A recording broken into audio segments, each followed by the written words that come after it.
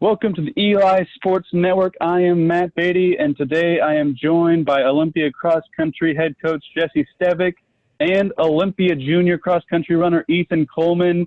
Welcome, gentlemen, to Eli Sports Network. So I think I'm going to start with Eli. First question. You would normally be running right now, in practice, middle of the season. What are you doing right now to stay in shape, and how often are you running, and how much are you running? Well, obviously right now with the smoke outside, this week running has not been super accessible. Still, cardio workouts and doing all sorts of just trying different things, inside kind of workouts. But before that, over the summer, we've been doing our usual summer training progression. And we ended up with about 70 miles in the last few weeks. Awesome. And looking at your results from your first 2 years, your freshman year, you had some pretty good results. But last year, I'm going down the list, and you have about 10 top 10s and like 5 top 5s, and then you had that 12th place finish at the state meet. What did you work on most going into your sophomore season? Are you doing that going into your junior year as well? I think a big part of it is understanding kind of how to train, not only how to train, but how to think during a race. Because for a lot of people, I know a surprising thing that I found out about my own teammates is that a lot of them, they run and they have just this mindset that, everything's going to go wrong. I have all these feelings in my stomach, everywhere it just feels wrong. And I think a big part of it is understanding how to race, understanding how to train and the mindset you want to have. I know people that feel, nerves just days before races, just because, they can't stand the idea of having to race under all that pressure. And I think when you get into the right mindset, it definitely helps. And Jesse, I'm going to throw a question to you now. What is the team kind of doing to stay in shape and keep up with the times? Obviously, as Ethan mentioned, the smoke is making it pretty difficult right now, but how much are you able to kind of keep the team mentality together and keep them going before their season actually starts in the spring? Ethan and some other captains have done a great job of keeping guys motivated this summer. They've been primarily in charge of just kind of getting mileage in and then getting a couple more workouts in. So in this fall, my plan was to try to have some continuity with the season we're going to have in March. And so we're planning on, like yesterday we met for a workout, kind of a hard workout in the afternoon. And with the smoke, we didn't end up doing it. But the plan is kind of be able to do those kinds of workouts on Mondays and have that be open to the community since it's not an official practice, and then do like community races on Fridays. So that's kind of what we've done. And then we've had kind of over the summer, there were some just races that we did on the track, and for some other track athletes, we had javelin competitions and things like that. And so like Ethan showed up, just like I told him the day beforehand, I think, and it was like 80 degrees on the track, and I think he had already done like a fairly hard workout the day before and went and ran a 15:06 on the track, 5K. So it's pretty fun to kind of see those marks, but the hope is to be able to just have like a kind of something to train for.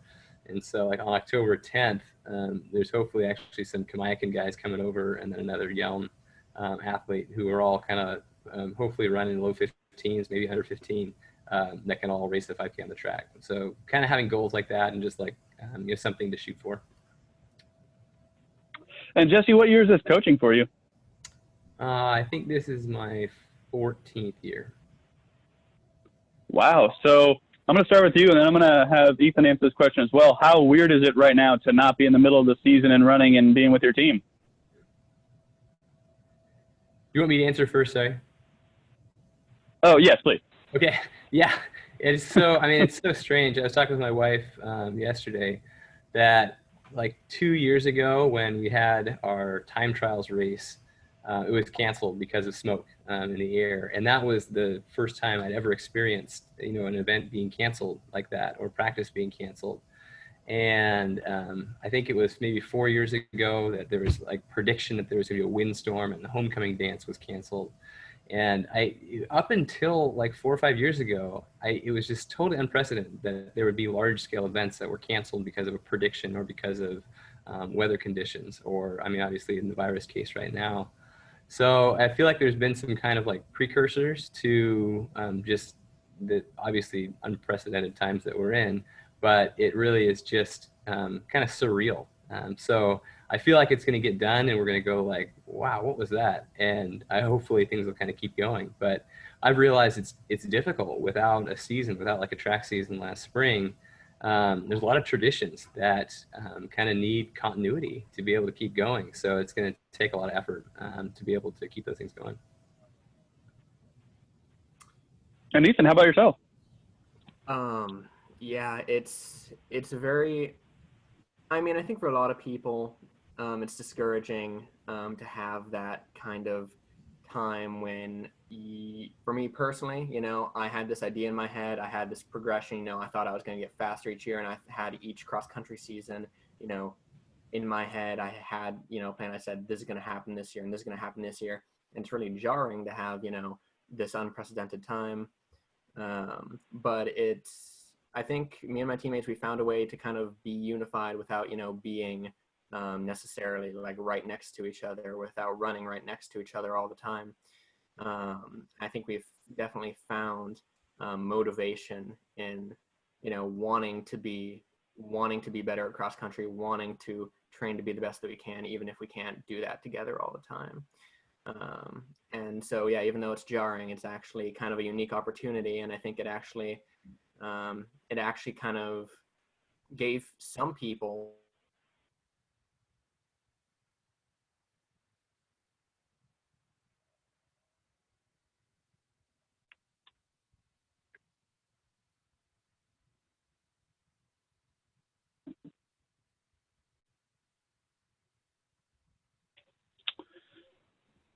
So this is for Jesse. Looking at your state team from last year, just you guys had 5 seniors on there: Connor Griffith, Max Barnes, Ben Cosa, Cade Fisher, and Jack Ben Noyes. And then Ethan was up there as well, along with sophomore George Merrifield. So you've got 5 guys that are off this team from last year. Who are you kind of looking at to kind of step up and fill those roles that the seniors left?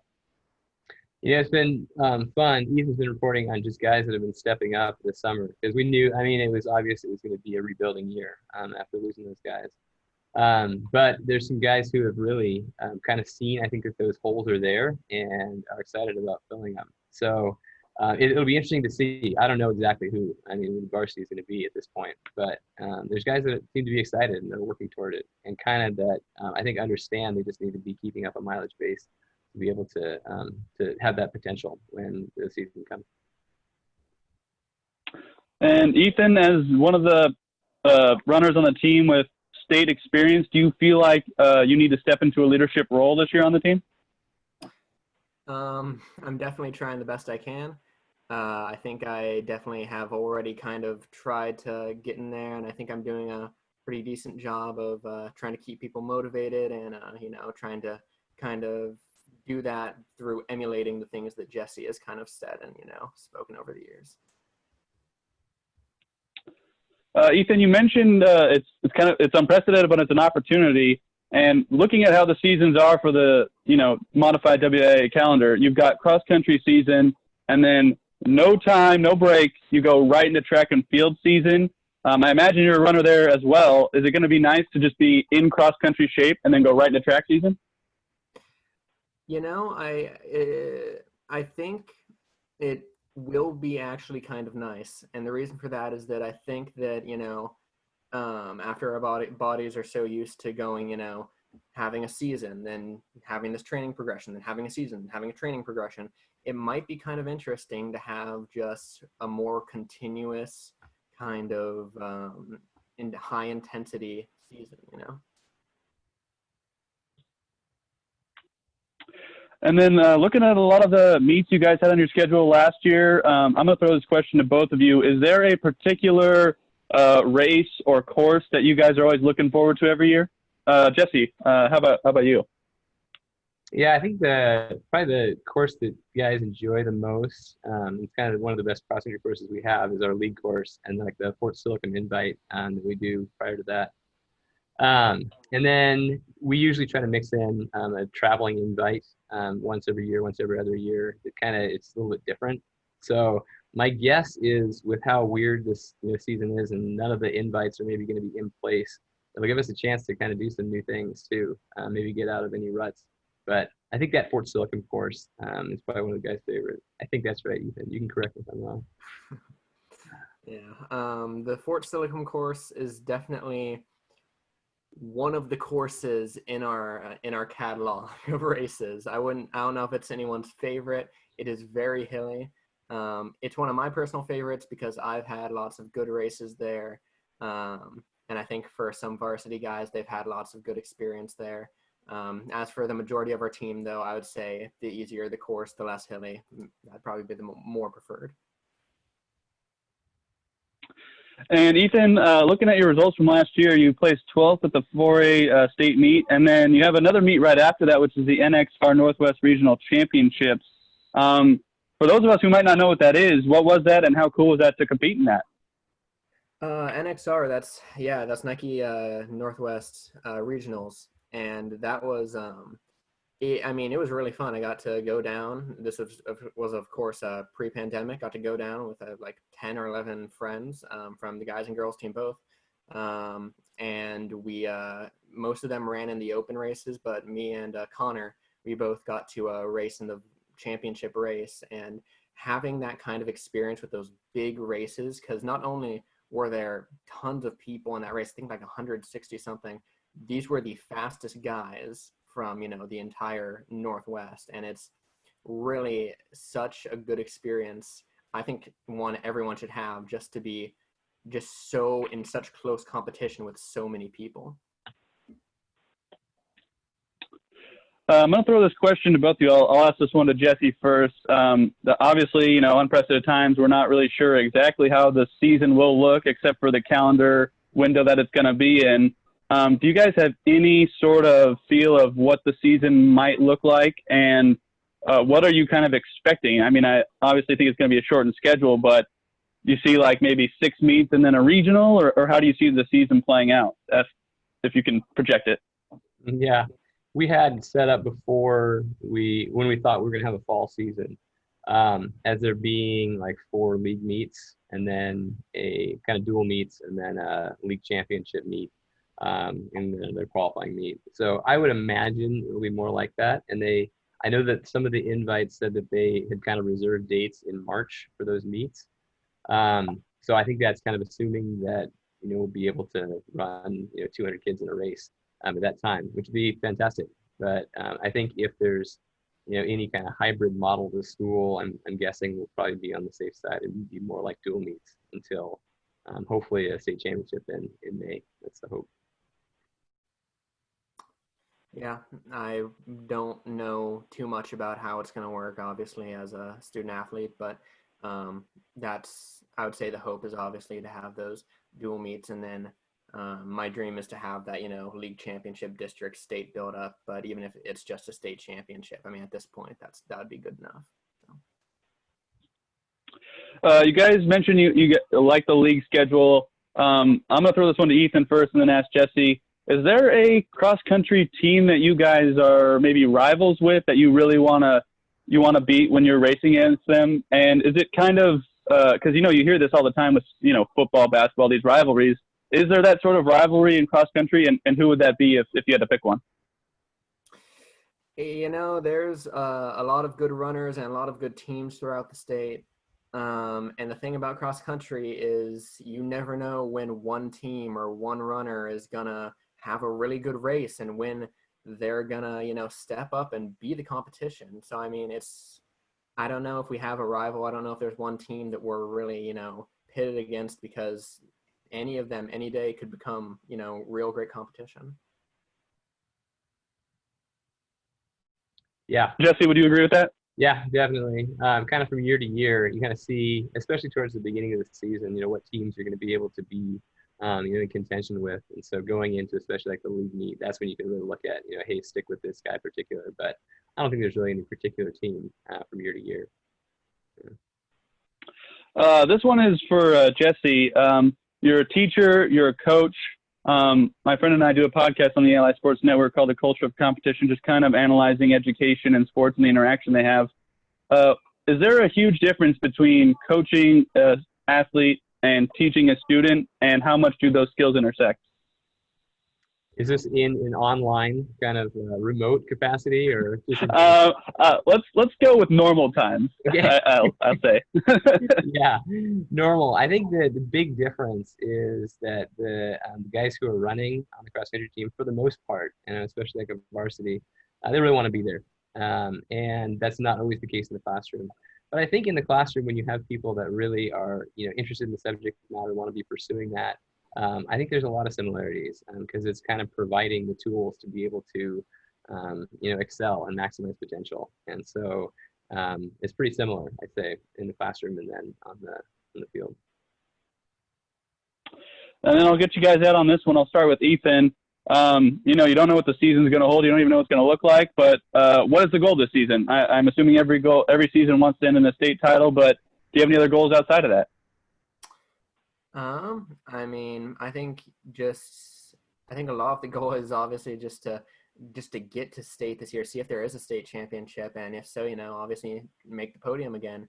But goals besides that, with my recent 15:06 on the track, I think a sub 15 is definitely within view, and that's something that maybe that's kind of a high goal, but I this far have succeeded on setting high goals for myself and working towards those, even if they seem far away. So.